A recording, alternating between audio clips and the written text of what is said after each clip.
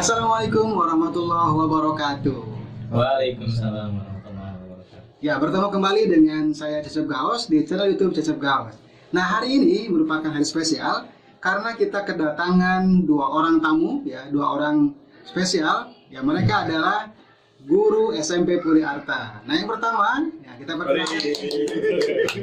Yang pertama, saya perkenalkan yang sebelah kiri, yaitu Pak Umar, dan sebelah kanan yaitu Pak Satria. Assalamualaikum. Iya. Nah, kita akan coba mulai ya. Kita akan tanya-tanya nih ya. Aktivitas selama pandemi ini ya. Nah, ini kan selama pandemi ini kita ada berbagai perubahan ya. Nah, yang pertama saya ingin bertanya dulu nih tentang aktivitas pribadinya dulu lah ya.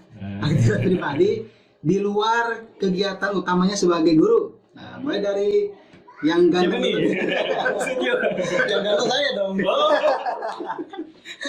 Iya, dari Pak Umar dulu. Nah, Untuk kegiatan saya. iya, selama pandemi lah ya. Di luar ngajar nih ya, di luar ngajar. Ya, kita sebetulnya kan dengan sistem yang baru, apa disebutnya era new normal gitu ya. Selama pandemi ini ya kita selain kegiatan dalam hal aktivitas belajar mengajar ya belajar. Kita itu juga justru banyak belajar dari pandemi ini. Belajar bagaimana melaksanakan kegiatan-kegiatan secara pribadi ataupun kegiatan pembelajaran supaya bisa tetap berjalan meskipun kita belajar tidak melalui tatap muka begitu. Ya kita intinya banyak mengulik ilmu-ilmu baru, terutama kita juga kan belajar banyak dari Pak Gawas. Wah, Master ya. iya. Nah, gimana dengan Pak Satria nih? Apa nih aktivitasnya selama pandemi ini di luar ngajar ya? Iya, di luar ngajar. Dia tuh.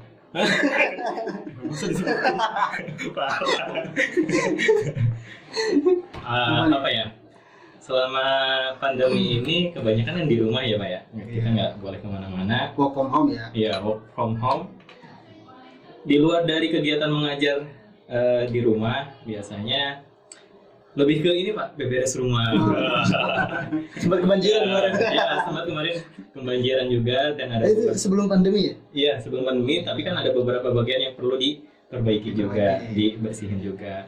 Dan selain itu juga kemarin untuk menghilangkan rasa bosan di rumah, ya, saya membuat kolam Pak. Kolam apa nih? Kolam ikan.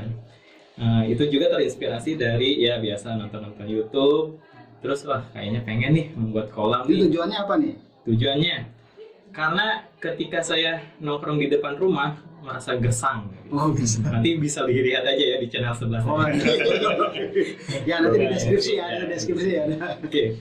Ya, alhamdulillah dalam waktu seminggu proses pengerjaan kolam sudah beres dan sekarang sudah ada ikannya. Sama beres-beres kebun sih. Wah, di rumah. Keren nih aktivitasnya ya di rumah, walaupun di masa pandemi ini mungkin beberapa hal berubah, tetapi memang ada hal yang bisa dilakukan ya lebih leluasa lagi gitu. Nah, kembali ke Pak Umar nih. Nih. Nah, ini kan kalau Pak Umar ini guru mata pelajaran agama ya. Nah, ingin tahu nih ya, pandangan Pak Umar sendiri dari sisi agama ya tentang pandemi corona ini seperti apa nih Pak? Ya, sebetulnya banyak ya yang bisa kita gali dalam hal dari sisi agama gitu ya. Tapi yang saya ingin soroti adalah di awal-awal ketika corona ini muncul itu banyak yang mengatakan ini adalah azab ya dari Allah, bahwa corona ini adalah tentara Allah katanya begitu. Serem juga Pak. Iya makanya. Tapi ya menurut saya itu tidak perlu dibesar-besarkan lah masalah tentara Allah ataupun bukan, itu hanya Allah yang tahu. Yang pasti kita begini, segala sesuatu yang terjadi pada kita ataupun pada dunia ini selama hidup ini yaitu atas kehendak Allah. Baik itu sifatnya ujian ataupun azab misalkan gitu ya. Ya sebagai orang yang beriman kita harus bisa menerima bahwa ini adalah dari Allah. Dan hanya Allah juga lah yang mampu mengembalikan ini semua kepada keadaan yang seperti semula gitu ya. Kita bersabar aja. Dengan tentu saja bukan hanya bersabar, tidak ada usaha ya. Kita harus tetap patuh pada apa yang dianjurkan oleh pemerintah atau WHO atau ahli lah gitu kira-kira. Nah itu sebagai bentuk dari ikhtiar kita supaya apa, ini tuh sunnatullah disebutnya. Jadi kita tidak bisa berdiam diri tanpa usaha atau kita membebaskan saja, nggak bisa gitu. Karena ini ibaratnya pisau itu kan sunnatullahnya, ketika kita pegang sisi yang tajamnya pasti kita akan teriris. Begitupun dengan corona ini, kalau kita dengan bebasnya kita beraktivitas tanpa protokoler misalkan, ya kita juga akan terkena potensi yang sangat besar lah itu ya. Sama aja kayak bunuh diri ya Pak ya. Itu nggak boleh, kata Al-Quran kan gitu, wala tulku biaidikum ila tahlukah gitu. Jadi nah itu kalau dari sisi agama ya. Nah sekarang kembali ke Pak Satria nih ya. Nah mungkin saya ingin bertanya lebih ke, karena Pak Satria backgroundnya ke sains ya. Nah kalau dari sisi sains ya, menurut pandangan berat ini. Memang sih kalau dilihat dari jenis virusnya, memang ini virus sangat berbahaya. Dan memang virus kan sebenarnya tidak bisa dilihat kan secara kasat mata, hanya melalui alat mikroskop. Dan melalui alat mikroskop pun kita nggak tahu nih bagaimana solusi apa ya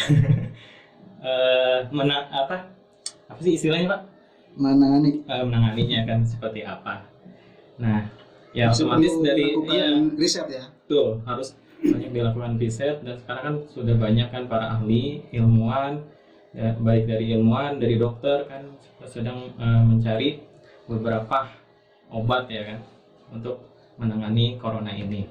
Ya dari kita sendiri ya kita ikuti aja lah apa sih aturan ya, aturan dari pemerintah seperti apa kita jalani. Yang penting intinya sebagai individu yang baik kita harus menjaga kesehatan, karena virus itu bisa dilawan dengan kesehatan diri kita sendiri ya. Itu. Oke, wah ini inspiratif sekali ya. Nah kira-kira nih dengan adanya virus ini, tentu kan perilaku kita agak sedikit berubah atau banyak yang berubah ya. Nah kira-kira apa nih yang berubah pada diri ya, pada mungkin di keluarga ya, yang dialami oleh Pak Umar dan Pak Satria. Mungkin dari Pak Umar dulu Pak. Saya yang berubah dari diri saya mikir dulu. Kayaknya gak enak dijawabnya ditanya yang pertama. Ya banyak sih, karena tadi kita banyak belajar juga ketika punya lebih banyak kesempatan untuk belajar gitu ya. Jadi kita bisa mengeksplor diri kita dan kita bisa mengeksplor apa yang belum kita tahu. Jadi yang belum kita, yang susah ketika kita berada pada kehidupan normal dulu ya. Kita kan dulu ketika kehidupan normal yang ngajar aja gitu ya, seperti biasa. Tapi sekarang kita harus mikir, harus bikin konten seperti apa, pakai software apa gitu ya. Kemudian kontennya seperti apa supaya bisa bisa dipelajari oleh anak-anak didik kita gitu ya. Nah, yang pasti itu saya jadi merasa wah ternyata banyak yang belum saya tahu sebelum ini. Dan saya sempat bilang waktu beberapa hari lalu ya, kita ini sebetulnya terlambat mempelajari semua ini gitu. Berarti ini ada hikmahnya ya, ada positifnya ya. Kalau nggak ada pandemi seperti ini, belum tentu kita mau belajar lebih lagi. Virus ini memaksa kita ya untuk memaksa kita untuk jauh lebih berpikir ke depan dan melangkah ke depan gitu. Itu hikmahnya mungkin itu ya diantaranya. Nah kalau Mas Satria sendiri gimana nih? kurang lebih sama sih Mas seperti itu. Kita lebih mengeksplor diri kita yang belum tahu, kita gali lagi seperti itu. Dan yang lebih penting, karena ini kan kebanyakan kita di rumah, pasti kan mental kita keganggu nih. Wah. Ya betul kan? Gangguan mental. Jadi hikmahnya adanya corona itu kita lebih bersabar gitu, menahan nafsu kita mau beli apa atau apa gitu. Seperti itu sih. Maksudnya beli apa? Enggak, maksudnya keinginan kita. Oke, keinginan tahan dulu gitu ya. Ini dulu ya. Nah, kalau ini kan sudah hampir 4 bulan ya, lebih dari Maret ya. Maret, April, Mei, Juni. 5 bulan. Juli, 5 bulan. Agustus, jalan 6 bulan. Nah, kira-kira harapan dari Bapak Umar maupun Pak Satria ya tentang kondisi yang sekarang ini seperti apa nih ke depannya? Dari Pak Satria dulu ya. Dari Pak Satria dulu, sekarang Pak Satria dulu nih. Harapannya gimana nih? Ya harapannya semoga corona ini cepat selesai. Kan nggak mau kan masa penyakit terus berlanjutan ya. Dan rencana kan pemerintah mudah-mudahan Januari itu udah ada vaksin ya, udah ditemukan vaksin dan sudah bisa disebarluaskan. Kurang gede ya suaranya. dan mudah-mudahan sebagai apa ya, kita kan sebagai pendidik ya, kan nggak mau kan melihat siswa-siswi kita meskipun sekarang dapat pembelajaran tapi kan nggak tatap muka, meskipun secara materi dapat ilmu dari kita tapi kan secara emosional mereka nggak dapat, mungkin dapat dari orang tua kan nggak apa ya istilahnya, nggak tidak normal juga. iya nggak normal juga kan. Beda gitu ya istilahnya. Mudah-mudahan mulai tahun depan Januari corona ini udah selesai dan kita bisa belajar lagi ya. Nah, kalau dari Pak Ahmad sendiri gimana harapannya? Ya harapannya sih sebetulnya ya sama, tapi begini Pak, mengenai vaksin ya, sebetulnya ada hal yang saya khawatir dari dalam hal persiapan menemukan vaksin ini, karena begini, dengan adanya penemuan vaksin ini mungkin ini pandangan saya aja, mungkin orang-orang beranggapan bahwa wah asik nih, vaksin udah mau ditemuin, akhirnya orang-orang pada merasa bebas lagi.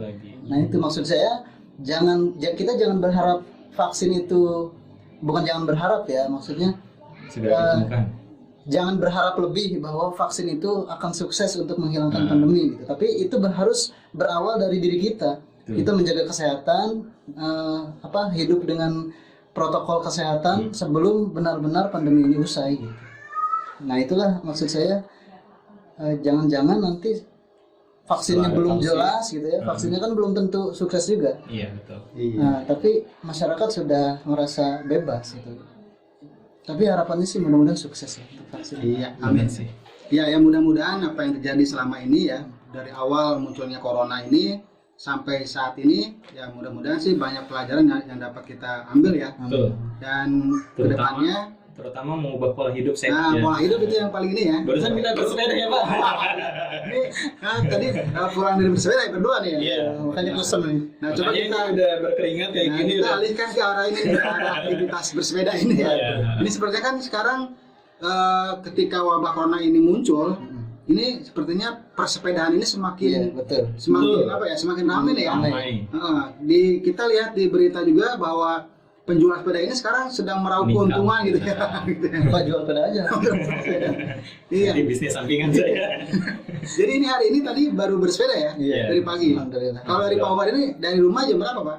Waduh, saya Dia lama nunggu Pak. saya nunggu ini udah janjian. dari kemarin janjian kan jauh, kasihan dari Dago. Saya sebenarnya sempat ragu juga kan, ini bener enggak gitu. Soalnya kan kita udah pernah beberapa kali janjian terus nggak jadi nih. Iya. Gara-gara ini nggak jadi juga. Belum lah karena jauh. Kalau perencanaannya ini biasanya ini ya. Iya, makanya tadi sebetulnya agak santai ya. Agak dadakan ini Nunggu ya. aja, nunggu konfirmasi udah dekat baru saya siap-siap. Iya. Tapi takutnya sempat saya telepon nggak aktif, takutnya nungguin di mana gitu. Saya siap-siap aja berangkat ngambil sepeda tadi itu. Karena saya kan sepeda tuh di tempat tinggal saya yang sebelumnya, belum dibawa pindah. Daerah mana, Johar ya? Johar. Saya ngambil sepedanya di Cinango. Nah itu dari Cinango ke sini itu berapa menit lah kalau bersepeda tuh ya? Sebentar ya. Nah berbeda dengan Pak Satria kayaknya nih dari Iya. TikTok ya. Ini tadi jam berapa mulainya? Sampai berkeringat gini Pak. Saya jam dari berapa? rumah kan sebenarnya ini udah janjian kemarin nih. Kemarin udah janjian, tapi dari saya masih setengah-setengah nih karena ini baru apa ya? Ya istilahnya baru pertama kali bersepeda jarak jauh gitu kan. Dari desa Rengas Dengklok ke arah kota kan itu lumayan jauh. Berapa menit itu tadi perjalanan? Apalagi dalam sendirian gitu. Tadi berangkat jam 6 lewat 10 sampai ke lokasinya Pak Umar di Cinangor. Itu sekitar jam 8 ya pas ya, 8 kurang dikit lah. Nah, berarti berapa menit tuh? Itu 1 jam setengah lah. Wah, lumayan ya.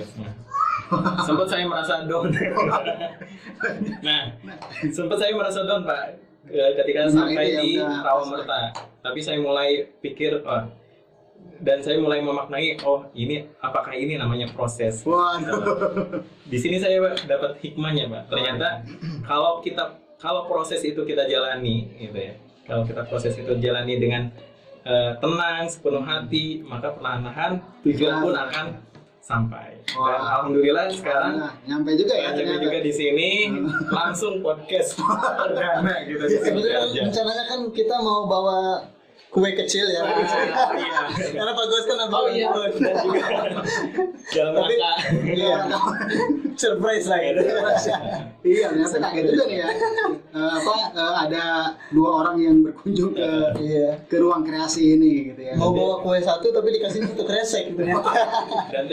dan tadi juga kita silaturahmi ke beberapa guru, terutama ke tadi kemana simpang pertama tuh ke Bu Muti. Oh iya, Bu Muti sama Umi, makasih ya sudah dijamu. Iya, terima kasih juga nih ya untuk Umi dan Bu Muti nih ya. Udah bawa sesuatu. Alhamdulillah. Alhamdulillah kondisi ya. Wah, ternyata seru ya bersepeda ini. Ya, mungkin ini jadi gaya hidup baru mungkin ya. Dulu kan agak susah orang untuk diajak bersepeda itu ya. Mungkin Iya. hanya beberapa kalangan aja yang mau bersepeda gitu. Tetapi dengan adanya pandemi corona ini memang ini kan kita perlu aktivitas yang bisa membugarkan badan kita Iya. gitu ya. Di salah satunya menggunakan sepeda ini. Oh iya, saya Tidak. sempat nih ya Pak cerita nih Pak. Ya gimana tuh? Saya sepeda ini baru mulai lagi nih Pak, selama 1 bulan kurang lebih. Dan itu saya melakukan program diet. Ini perlu di-share juga nih. Gak apa-apa. Ya ini pengalaman nih begini kita dengan Awalnya saya masa badan saya 90 kilo. 90 kilo. Karena kan masa Ini pandemi. kayaknya 2 kali lipat dari Pak Umar. Iya, Benar-benar. 90 kilo. Hampir. Terus sebulan ini saya jalani tiap hari goes, dan nggak kerasa gitu pas saya timbang lagi, loh kaget saya Pak. Turun perlahan 5 kilo. Wow. Itu dalam waktu seminggu 5 kilo gitu. Dan sekarang alhamdulillah udah masa badannya 75 kilo. Wah. Iya, tapi kan bukan hanya Iya saja. benar. Karena asupan makan juga, apalagi kan sekarang lagi pandemi, kan asupan makan harus dijaga benar-benar. Jangan sampai terutama bagian mulut tenggorokan itu jangan sampai sakit lah. Apa sih makanan yang Perlu diceritakan. ya bisa aja ini kan buat ini ya. Oh iya.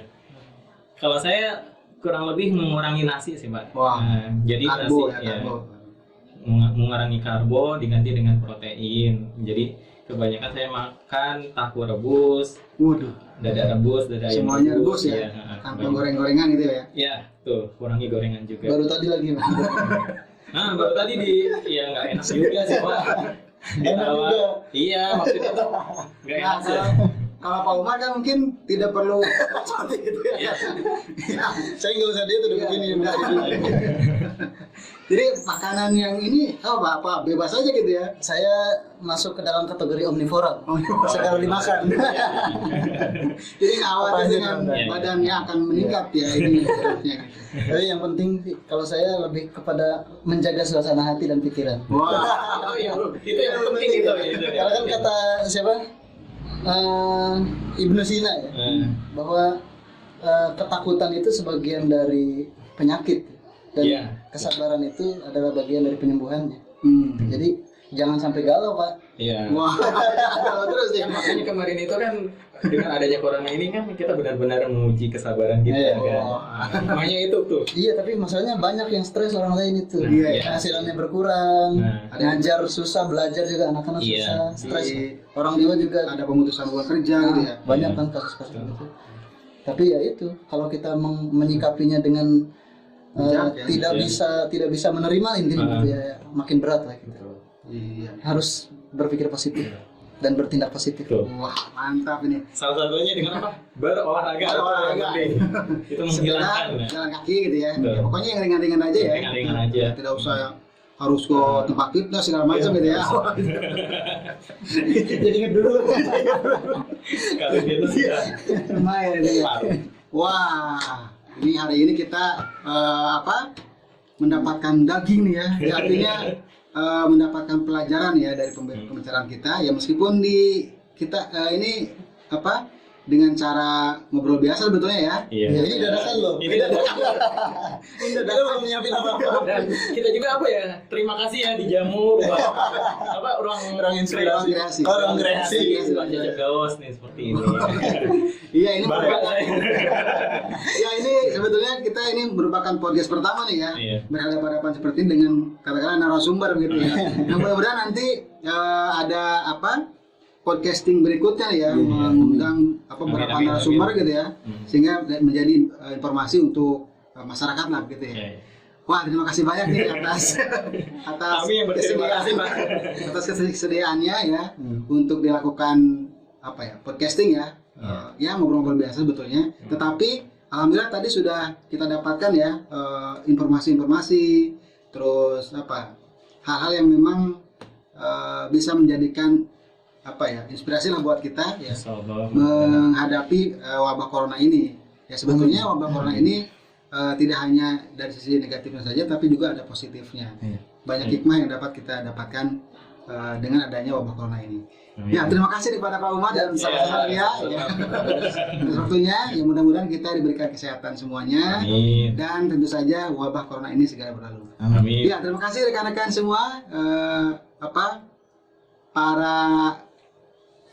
Para penonton